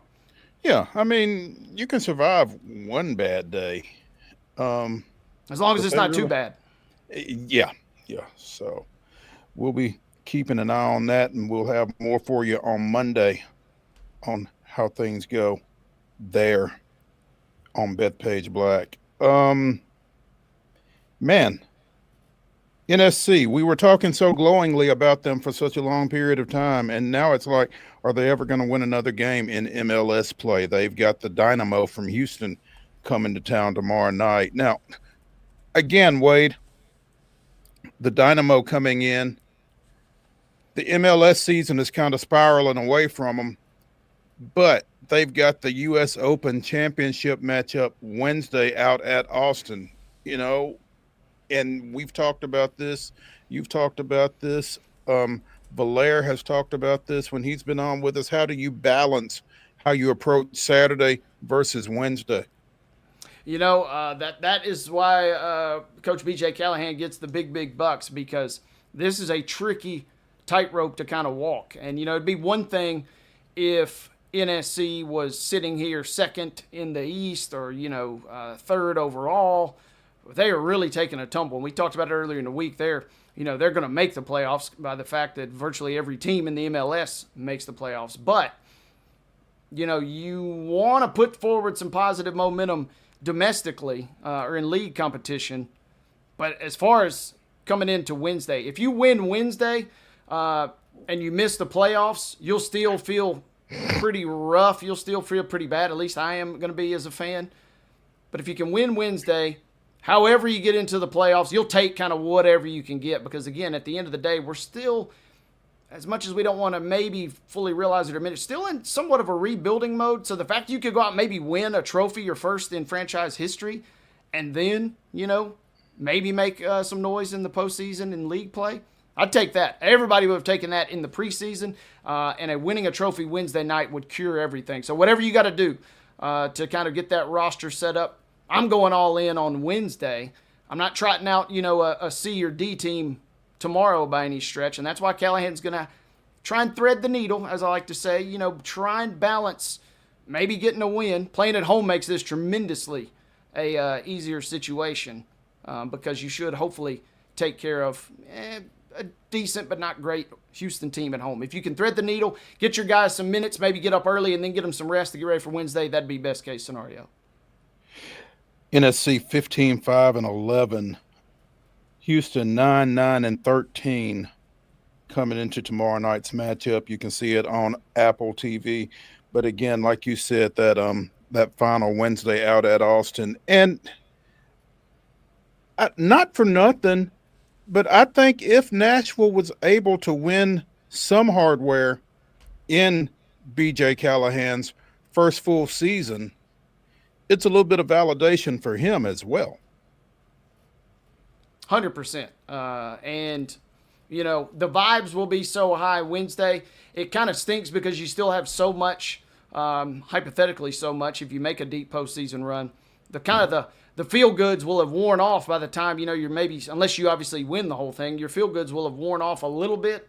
But when you look back, you'll say, hey, we won a trophy. We pulled ourselves out of absolute mediocrity and obscurity into, midway through the season, one of the top teams, if not the top team in the entire league. And we won a trophy. You'll take that all day, 6 ways to Sunday. But can you go out and do it? It's going to be a tough match. I will not be shocked. Vegas basically predicting all over the board. Nashville is plus 155 to win, but Austin's only plus 150 to win. A draw is set for 230. This feels kind of Leagues Cup-ish, Mo, from 2 years ago when Messi and crew came to town. Feels like it's going to be a tightly contested game. We know Austin is in a similar situation in Nashville. They want to win a trophy for the first time. It feels like it'll be tightly contested, and to me, I will not be shocked if we're talking extra time / penalty kicks. Here's a question. What is Gary Smith thinking? Well, I mean, coaches get replaced, managers get replaced, that kind of thing. But, particularly during that stretch where NSC couldn't be beaten, that kind of thing. And now with them, within striking distance of the U.S. Open Cup and that kind of thing. I mean, how, when you've been, deposed, does that hit you? That's a great question. Competitively, obviously, it's got to sting, right? I don't know the terms of his contract, but financially, he might be saying, okay, best of luck to you lads. My checks are still cashing. On the other hand, though, man, just putting it back into perspective like that, I was at that Leagues Cup final 2 years ago. If you win that, and that was a much trickier needle thread then in terms of your roster management, because NSC absolutely tanked after that Leagues Cup final. They did not fare well the rest of the MLS calendar. But it was about a month up from where we are now. And this is a one-off match coming up Wednesday. If they win that match, maybe we're still talking about Gary Smith as the head coach with that trophy in tow, defeating Messi and company here at the Castle. But didn't happen. Also, to that point, to kind of an overarching point here, we're not talking about a 12-13 match unbeaten streak with that kind of offense if Smith is in charge. They would have dropped some points along the way. He was kind of he is an English native, and he kind of has that old school. As an Everton fan, I can say this, sometimes a draw is as good as a win when you're a certain type of franchise. And NSC tactically was kind of built under Smith not to get blown out, not to really lose a ton of matches, but they were kind of shorting themselves in terms of their number of wins with their limited offense. So kind of two different strokes there in terms of coaching style, and we see the highlights of both. Had a very sustained and run of success under Smith, but when it fizzled out in a big way. Callahan, much more high variance, going to lose some games you're probably not supposed to, but also probably going to win some games you're not supposed to, and Nashville has certainly done that this year.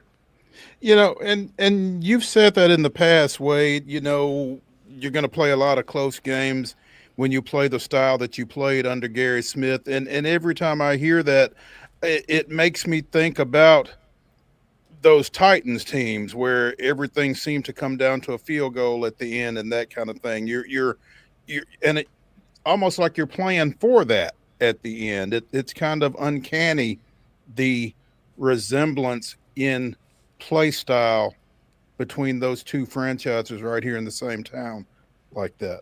Absolutely. And and in addition to the last name being the same, the parallels when you get sold, quote unquote, Brian Callahan, I mentioned it in the first hour, you're getting sold high-flying offense, a little more modern, attacking, free-flowing American football.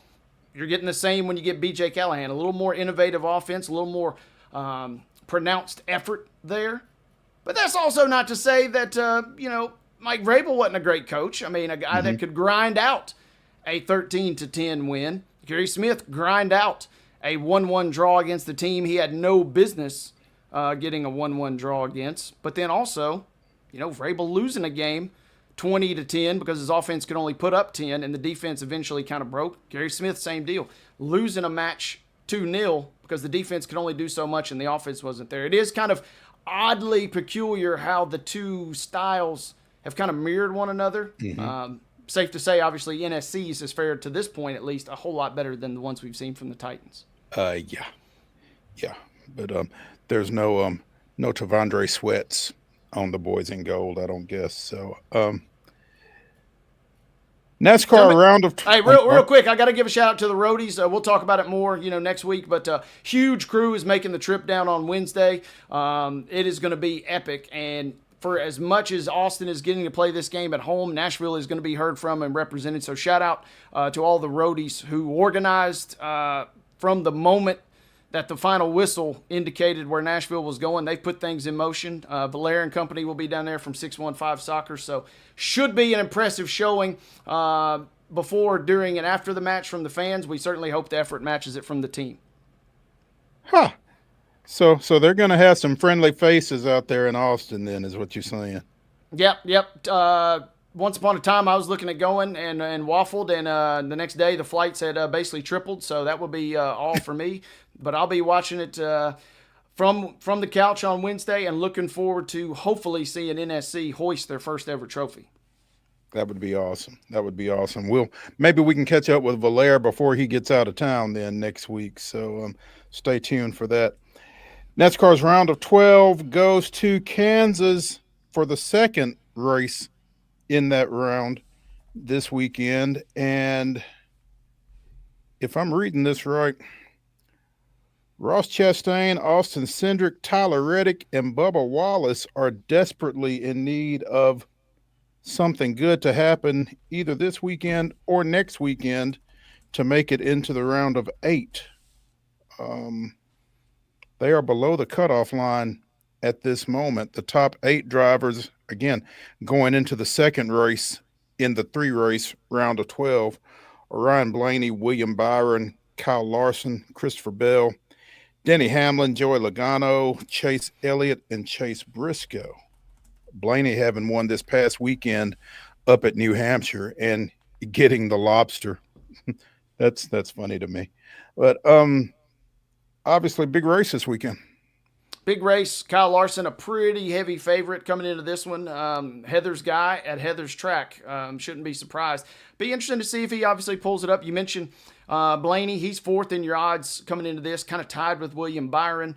But I mentioned Kyle Larson's your favorite, quote unquote. Denny Hamlin, Byron, and Blaney are all kind of lumped in the middle there. And, will not be shocked if Larson comes out and just kind of puts on a clinic, but we'll also not be shocked if, somebody that's not even in the field comes out and kind of puts a little fly in the ointment over the course of the weekend. Well, I mean, you almost saw that this past weekend with Josh Bell, who had finished last in each of the races in the round of 16. Blaney having to hold him off to win at New Hampshire, Barry from Hendersonville finishing second. So, I mean, clearly anything can happen. But I wonder what impact that has on the officials and that kind of thing when somebody who is a non-playoff driver is racing for the front like that. What do you think, and how does that go over? Because, I mean, you want the excitement of one of the playoff drivers actually winning the race, I would think. And, to your point, kind of the fly in the ointment kind of thing there.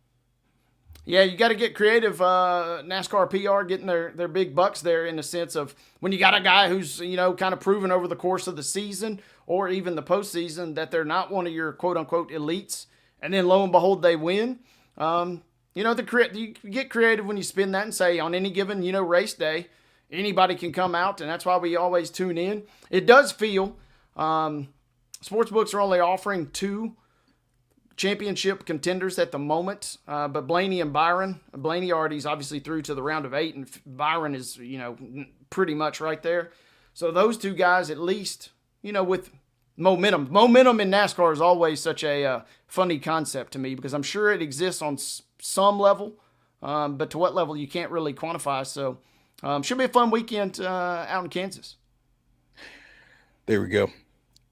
Let's take a break here as we continue the weekend warm-up edition of Main Street Sports Today, presented by the Tennessee Orthopedic Alliance of Columbia.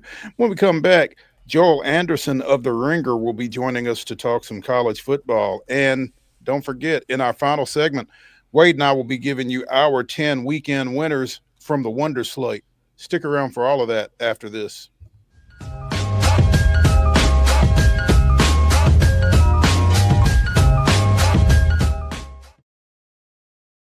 in a forest at Nashville Zoo. New creatures here for you to view. Phantoms graced in black and white swing high in trees of dappled light. In rocky crags, tall and steep, small antelopes with nimble feet. A wise old man with beard of white, a sentry perched on stony height. Amidst it all, a hunter lies, with coat of gold and steely eyes. A new adventure just for you. Leopard Forest at Nashville Zoo. Open now.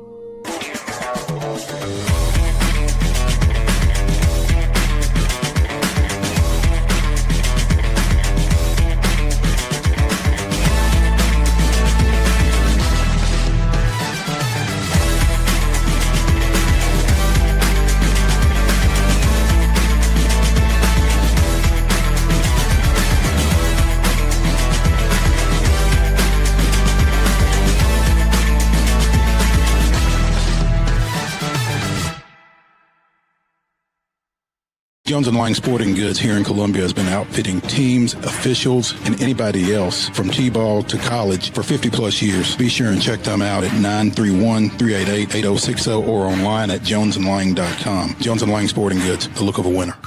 Piggly Wiggly, located in Neely's Mill Shopping Center, is Columbia's locally owned and operated Cost Plus 10 grocery store dedicated to serving the community with low prices and smiling faces.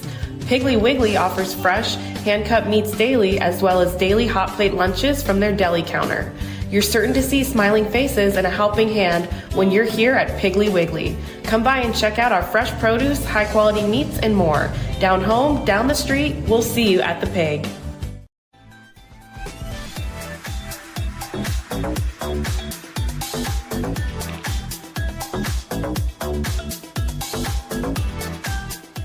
Welcome back into Main Street Sports Today, presented by the Tennessee Orthopedic Alliance of Columbia. I'm Maurice Patton.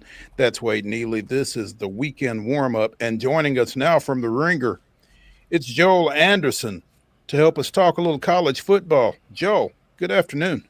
Hey, Maurice, good to see y'all, man. The Tennessee Orthopedic, what was it again? The Tennessee Orthopedic Alliance of Columbia, All TOA. Right, that's a lot of words. That is a lot of words. Yes, you are right. And sometimes they don't all get out, Joe. Hey man, you did it expert. You did a great job there. So that time. You're professional. You're professional. You did. Hey. What's on your radar heading into this college football weekend? Man, well, first of all, I hope, and I haven't seen any news about this, I hope Disney and Sinclair can get it together so I can watch my football this weekend. The rumor was allegedly that maybe ABC and Disney might withhold Saturday games over the Jimmy Kimmel stuff.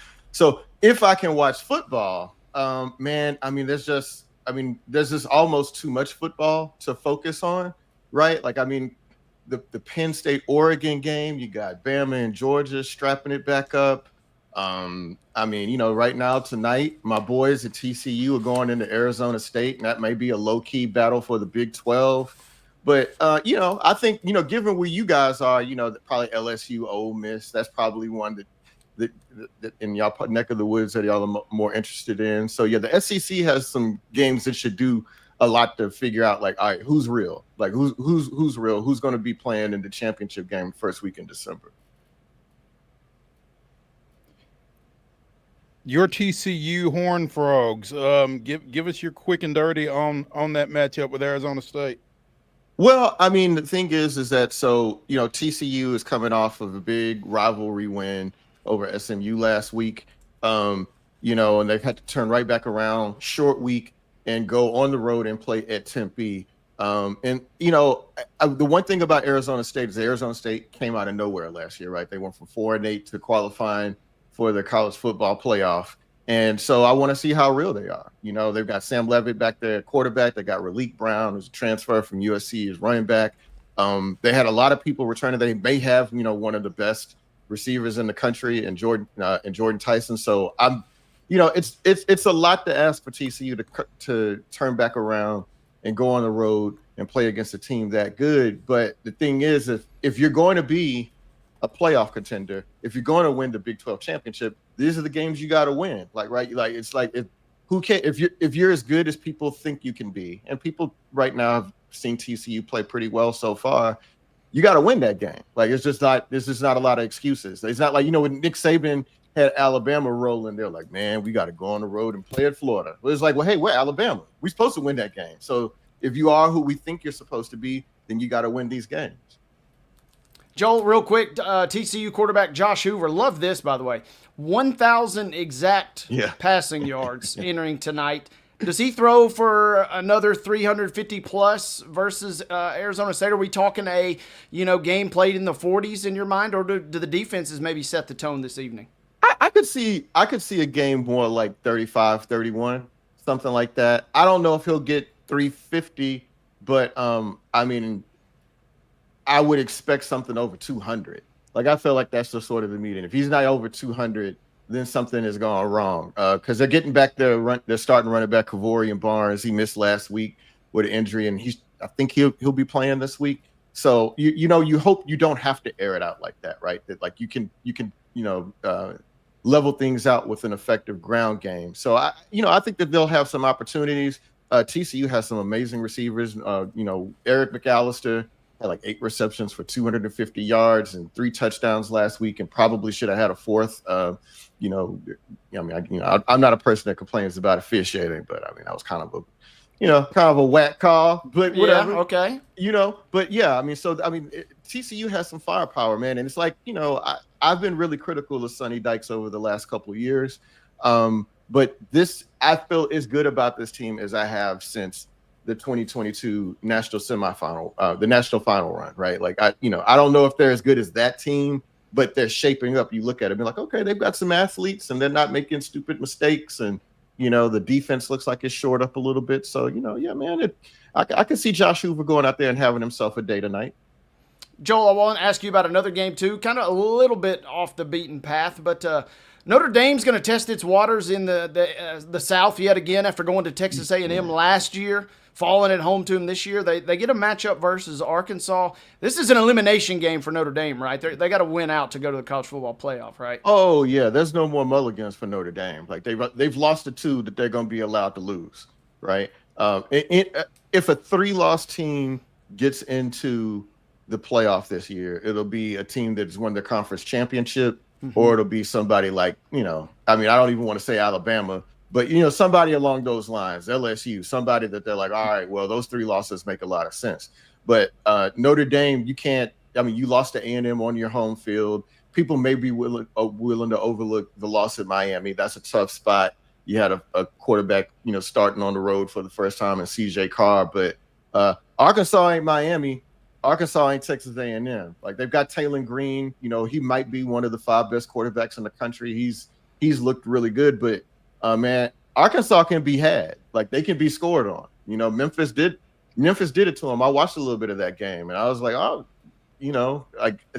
there wasn't that much resistance from that Arkansas defense. So if Notre Dame is who we think they are, if they're supposed to be a team, they were one of the people that people thought would be there at the end of the year for the national championship. So if they're who we think they are, they're supposed to go into Arkansas and win that game. It could be a tough game, but they're supposed to win that game. Joel Anderson of The Ringer joining us here on Main Street Sports today, presented by the Tennessee Orthopedic Alliance of Columbia. Joel, I want to go back to the Big 12 for just a second, because it was so out of control last year, and it looks like it could be that way again. We talked about TCU and Arizona State tonight.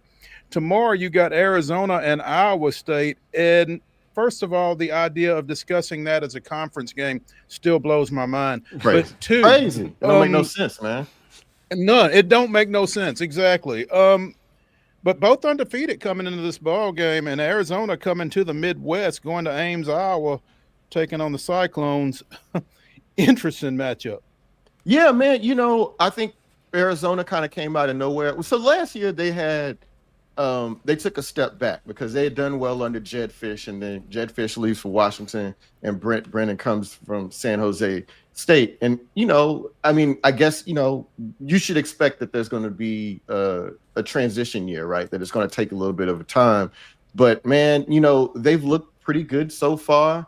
And Arizona beat Kansas State. People thought that Kansas State was supposed to be the contender this year, right? Like they were one of the, I think they had the second best odds on FanDuel for winning the Big 12, and they've been a real disappointment. But part of that is that they just lost to Arizona. So Arizona might be good. They still got Noah Fafita there, quarterback. For people remember Noah Fafita from when he and man, I'm not gonna bang a homeboy's name, T. McMillan. You know, he's in the league now. but they had that connection, and so you know, looks like things are going pretty good there. They've got a out of this world safety, and I think his name is Justice Smith. So Arizona has some talent, but man, as a person that is sort of invested in the Big 12, because I don't want there to be separation among the P4. Like, I know that, I know what the SEC and the Big Ten doing, man. They're like, man, we don't need all of y'all. All of y'all can't come. In 5 years, whenever there's this major realignment, a lot of schools are going to get left behind. And so if you are a Big 10 or Big 12 partisan, like I am, you need Iowa State to be one of those teams that stays unblemished for as long as possible. They can't lose games like this. And so Iowa State has already gotten people's attention. They won the first game of the year over in Ireland against Kansas State. They went on the road and won Cyhawk and beat Iowa. So that's a marquee out of conference victory. So they need to kind of keep that schedule blemish, and they're a really tough team. Matt Campbell always has them ready to go. Rocco Beck, a senior quarterback, he's been in that program for a long time. So it's set up for Iowa State to win this game, but I would not be surprised if Arizona puts a scare in them at the very least. Indiana dismantling Illinois last week, relative to what you expected. What was that? Bro, so there's one thing. I never thought Illinois was real. You know what I mean? Like, I was just kind of what we were basing their preseason expectations on was them like feasting on the likes of Northwestern at the end of the year and beating South Carolina in a bowl game. And you know how bowl games are. Like, it can feed whatever narrative you want it to feed, right? Yeah. And so sometimes, a team will be, a bunch of guys, I'm going to the league. I'm not going to go play at the Bank One bowl game or whatever, or, the Capital One bowl game, or we just don't care about this or whatever. Illinois won that game. They won it fair and square, fine, but there was a lot put on that victory. And so I think Illinois has been overrated all year. And so you saw that in the game on Saturday. Now, did I think that Indiana was supposed to beat their ass like that? No. You know what I'm saying? Like, I mean, Indiana, man, there's a part of me, I was looking at that game and watching, watching some of the clips from it again this week. And I was like, man, I don't think they're a national title contender, right? But I was like, but is that just bias? Like, if Indiana had Ohio State Buckeyes on their helmet, like, would I say that, right? Like, because they look really good. They might have, and Fernando Mendoza, the best quarterback in the country. They've got great wideouts. They've got a good running back, and the defense, man, that's the thing that people sort of overlooked.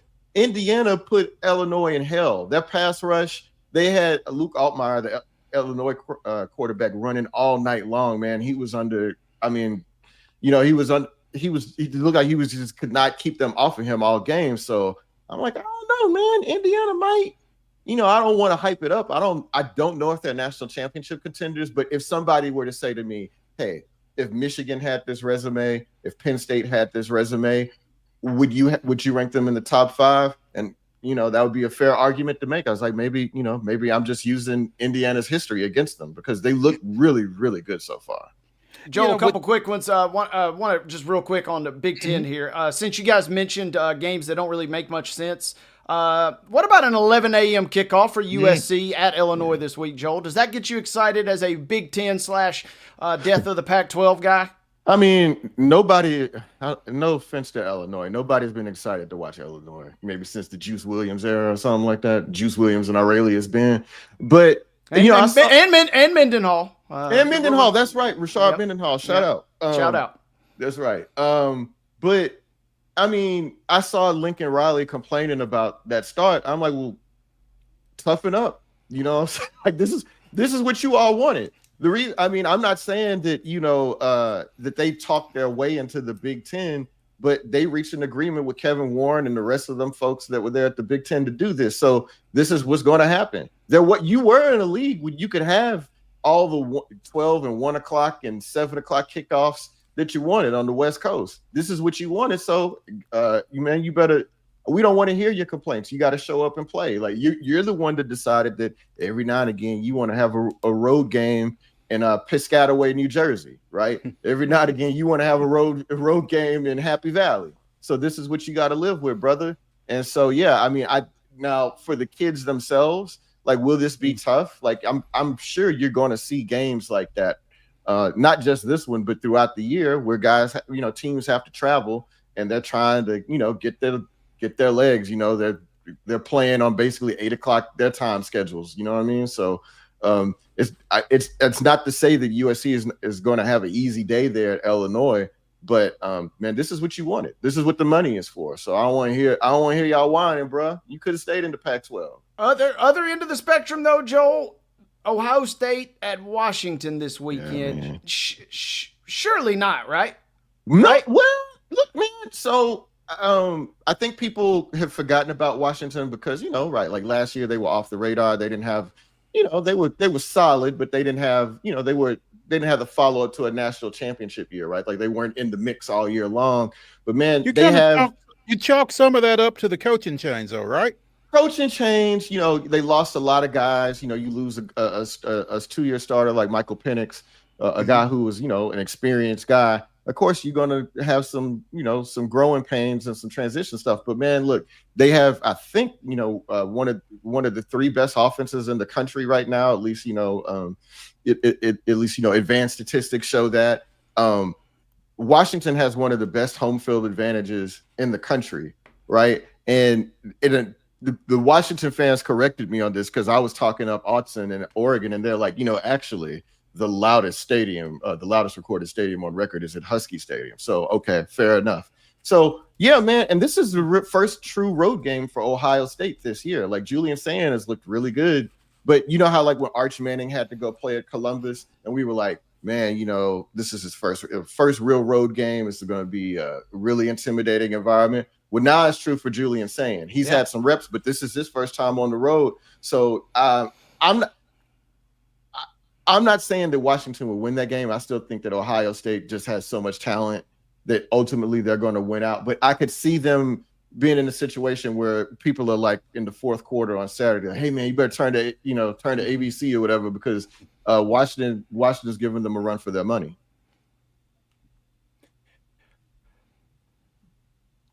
Joel Anderson of the Ringer joining us here on Main Street Sports today. Joe, last week in the SEC, and you talked about it at the onset, we only had really one top 25 game, only one, with Auburn and Oklahoma. Auburn, Oklahoma. This time we got a couple of them. Alabama going to Georgia, LSU going to Ole Miss. I think Georgia and Alabama is the one that has a lot of people's eyes. Any thoughts about that one?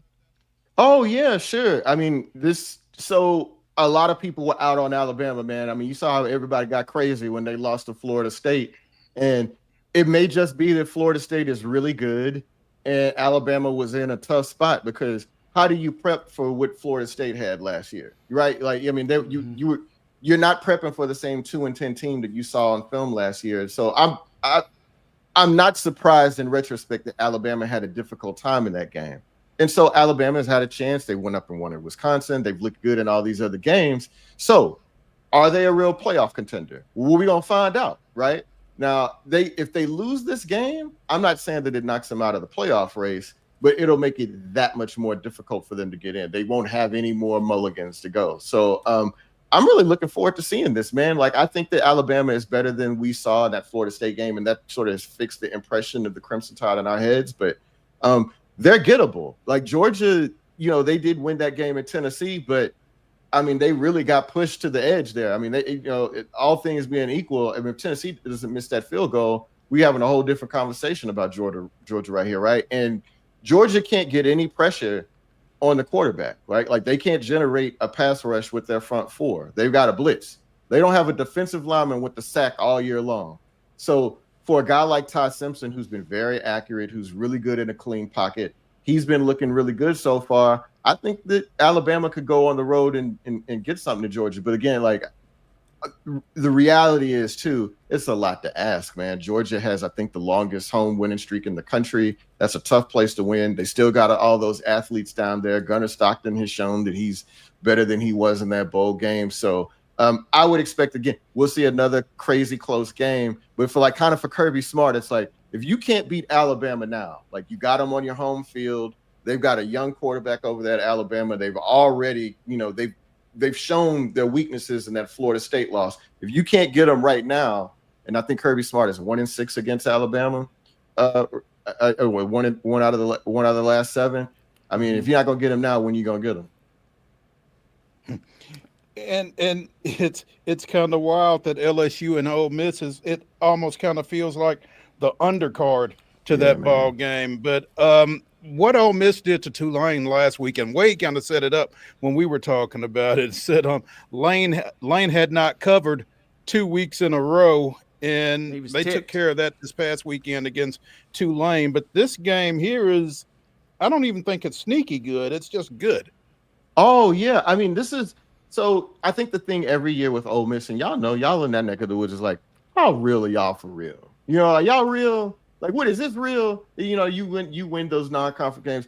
Ole Miss beats everybody, or most times they beat everybody they're supposed to, but they never beat when the talent is even or they're at a slight deficit. You hardly see them winning those games, right? Like, we haven't seen that since like the Chad Kelly, Hugh Freeze era when they lucked up and beat Alabama, about a decade ago, right? But usually Ole Miss doesn't win this game, and so they've got LSU at home. They're a slight favorite in this game, even though normally, a home favorite usually gets a 3-point bump. I think they're like a 1.5 point favorite in this game.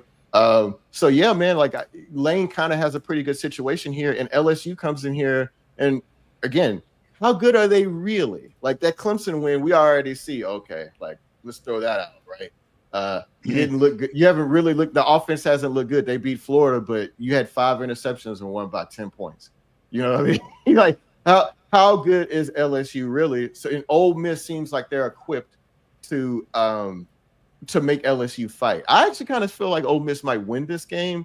The thing is, though, Trinidad Chambliss, he's a storybook thing, right? Came up from Division II Ferris State, and I'm happy for the brother. I want to see him succeed, but he ain't never seen nothing like what he gonna see on Saturday. This is the first time, like he's gonna be going from the JV to all Madden level, basically. Like he's not seen a defense like this in his life, right? Like not even in practice. So it's gonna go up real hard for him on Saturday, but you got to think that if anybody can walk him through it and help set him up to succeed, Lane Kiffin, if he can do one thing, allegedly that's one of the things he can do. Joel, real quick, I want to ask you, you mentioned that factor of what do we know about these teams or how good are they really? On paper, your biggest matchup this week is your nightcap in Happy Valley. And my question to you is, how good is Oregon? How good is Penn State? They kind of have equally similar pummelings of various levels of competition. This could be an all-time game, but to me it also feels like it could be a dud, and one of these teams blows the other out Saturday night. So I think the stat that I've heard, James Franklin is 4-20 against top 5 teams. That is a valid stat. Yes. Yeah, 4-20 versus top 5 teams. Yeah. So again, this is kind of the same thing. If not now, when? Mm-hmm. Right? Like you've got it. You got the senior quarterback. You brought your NIL and your collective brought back all this talent for this run. They did the Michigan Ohio State thing where they brought everybody back. This is supposed to be your year, right? And you don't have to go to Austin. You get Oregon to come to you. They've got a quarterback who is not a freshman, but is effectively a freshman. Like, he started a little bit at UCLA, transferred to Oregon, set out last year. And now this is going to be, he's never going to face an environment like he's going to face on Saturday, the whiteout thing. That is an amazing environment for a game. So he's going to have to deal with that. And so it's like, hey, man, James Franklin, it's on you, bro. Like, this is your team. This is your moment. If you don't win this game,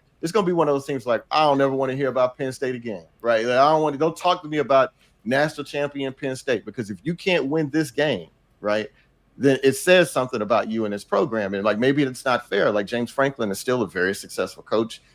more people would rather be Penn State than not, right? Mhm. But it still is like when all things are equal and you got to go against somebody that can punch back at you, you don't do it. And this is all I'll say because about that. I've never seen Drew Aller have a good game against a good defense. So if he has a good game against a good defense on Saturday, it'll be the first time I've ever seen it. Okay. So that's what Penn State has to walk through. And they have not looked good on offense this year. It's not like he's run it up against these bad teams so far. It's just like, all right, man, so you waiting to turn it up against Oregon. Good luck. Joel Anderson of the Ringer joining us here on Main Street Sports today. Joel, before we let you go, Virginia Tech, UCLA, Oklahoma State. Who's next? So I gotta say Florida, man. I think Billy Napier might be the next one up out of there. I'm sure I'm skipping over some, I'm trying to think. There was some smaller school that I was looking at, and I was like, "Ooh, they're gonna probably run him out of there if they got the money for it." But UAB probably. Yeah, that's right. It was Trent Dilfer, and I was like, Trent Dilfer kind of, he didn't lose as bad at Tennessee as I thought he was going to, so I kind of gave him a reprieve. But Florida, man, like them people are mad. They have the hardest schedule in the world. And if DJ Lagway, I don't know if he's unhealthy, if he just didn't get a chance to rehab like he wanted to nobody cares. You know what I mean? Mm-hmm. And so it's just like Florida is at the point now. They're like, well, if we have to lose DJ Lagway to get rid of Billy Napier, fine, right? And so Florida's not going to get a reprieve, man. It's only going to be hard the rest of the way. They don't have any. And Napier got his reprieve last year. Right. That last year was his reprieve. And then people were like, oh, they look pretty good at the end of the year. They beat LSU. And, man, if we get rid of him, we're going to lose DJ Lagway. Ain't nobody talking about that no more. Now it's like, all right, Florida, I understand that you have a tough schedule. You're Florida. People are supposed to look at your schedule and be like, man, we got to play Florida. Not Florida look at their schedule and be like, man, we got to play Texas, right? Like Florida fans don't want to hear that. So, yeah, I kind of felt like Napier is, to an artful phrase as a dead man walking. I think that that'll be the next job that opens, and probably I think on the whole the best job in the next cycle coming up. So yeah, that's the one I'd be looking at. There we go. Joe, we appreciate you taking some time with us on this Friday afternoon, and look forward to catching up with you again soon, man. Thank you. Always fun with you guys, man. Appreciate it, man. Thank you, Joe. All right, peace. Let's take a break. Let's come back and let's give you the Wonder Slate. Wade and I will give you our 10 weekend winners here to close out the week on the weekend warm-up edition of Main Street Sports Today, presented by TOA of Columbia. We'll be right back.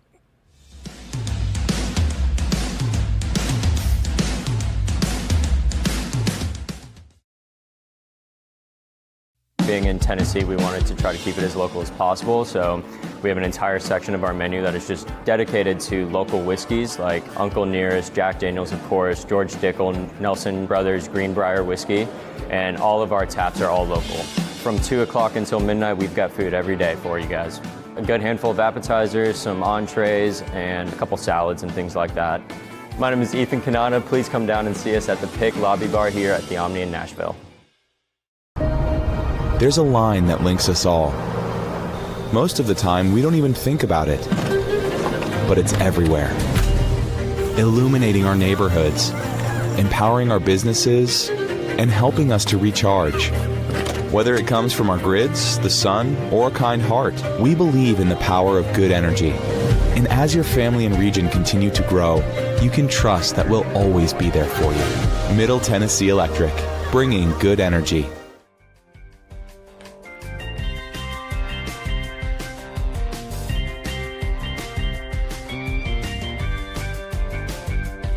It's the final segment of the weekend warm-up here on Main Street Sports Today, presented by the Tennessee Orthopedic Alliance of Columbia. That means it's time for the Wonder Slate. Wade and I will give you our 10 weekend winners. And we did a pretty good job of doing so last weekend, Wade. So let's keep the momentum up. Yeah, let's keep the mojo rolling. Vibes are high. Our records are even. We both are sitting there with 26 wins on the season, 18 losses. We're making some shekels as we move and groove here throughout this college football season. To the slate we go. Wonder Slate Week 5. All of our odds provided by our friends at Circus Sportsbook. Make sure you check them out at the Mint Gaming Hall up there, just up the road in Franklin, Kentucky. We start with the Friday game. There's a couple good ones tonight, Mo, but we can only really choose one. And in honor of Joel being on the show, might as well pick this one. Number 24, TCU at now unranked Arizona State. Arizona State out in Tempe is favored by 3 in this 8 p.m. kickoff that'll be shown on Fox. You know, I want to go with Joel's Horned Frogs, but I feel like Arizona State covers 3. I think this might be about a touchdown game by the time it's all said and done. I like the Sun Devils here. Give me Arizona State at home. Yep, good pick. And I'm going to pick TCU just because Joel was tugging at my heartstrings there. I'd feel bad. I will feel bad if I feel bad if TCU loses and I pick Arizona State. I'll feel really bad if I pick Arizona State and they win. So I'm going to take TCU. A little emotional hedge there, and at least can comfort Joel. After Absolutely. that. I think it's gonna be a fun game. I do think your read is probably correct, but my heart is winning out on this Friday night here. Well, Joel's a good dude. I get it. Roll into Saturday, and we got one of the games we talked about with Joel. Number 21 USC. Yes, USC is at number 23 Illinois. The Trojans are favored by a 6.5 point margin, Mo. They had the last kickoff last Saturday. They got the first kickoff this Saturday, 11 a.m. on Fox. You know, and I really loathe to reward Lincoln Riley for his whining about this early morning kickoff and that kind of thing. But man, Illinois just got taken to the woodshed last week, and I can't pick them. I've got to go with the Trojans here, but Lincoln, you're on watch, man. Yeah, makes sense, right? I'm going to take Illinois, and man, I wish I had about another 1.5 maybe to the goods here. But I think Illinois rallies. They did get their doors blown off last week, and we'll never know exactly what happened. Indiana's pretty good. Illinois was not obviously as bad as they played on Saturday, and I think that trip will get to USC a little bit. I don't know that Illinois wins the game, but I think they cover 6.5 on Saturday morning. Speaking of Saturday morning, second game in the 11 a.m. window that we'll pick, number 22 Notre Dame is at Arkansas, and Notre Dame, Mo, is favored by 4.5.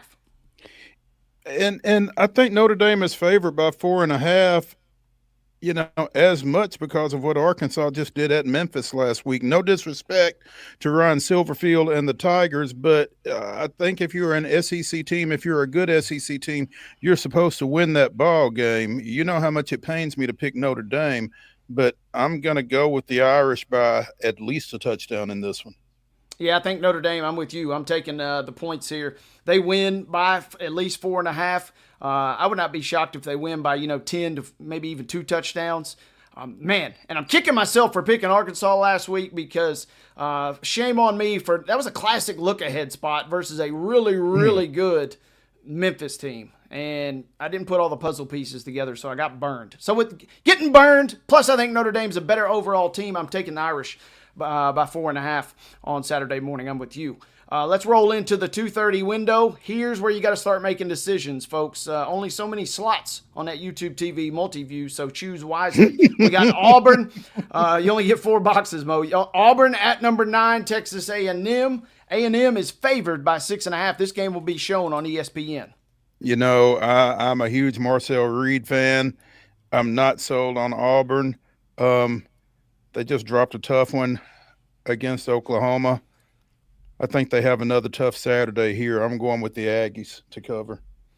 Yeah, I still don't know what to make of Auburn, which is weird, right? Because we thought we would find out more about Auburn from that game last week, but they hung in there but didn't win the game. And then we find out Mateer wins after battling through injury the whole game.